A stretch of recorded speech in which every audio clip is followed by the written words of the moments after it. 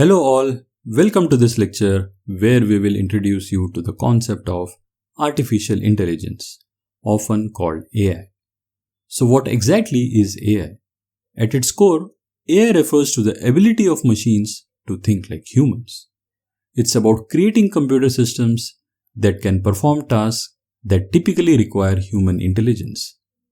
Imagine a machine that can understand natural language, learn from experience, recognize patterns, and make data-based decisions. These are some of the capabilities that AI tries to replicate from human intelligence. AI analyzes vast amount of data and enables machines to tackle complex problems and make decisions. It's like teaching a computer to think and make choices in ways that were once thought can be done only by humans. AI is already integrated into many aspects of our lives without we realizing it. For example, it's in recommendation systems in OTT platforms like Netflix.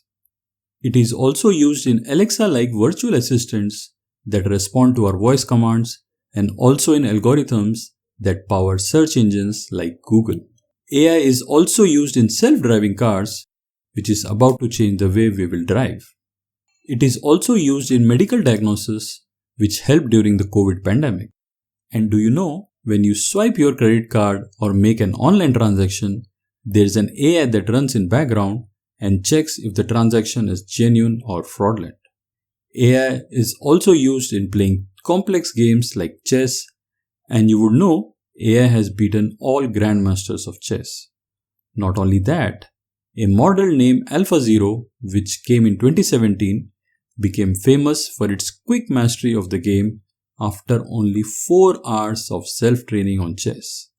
Post self-training, it was able to beat the world's best chess engine, Stockfish, in a series of 100 games with 28 wins, 72 draws and 0 losses.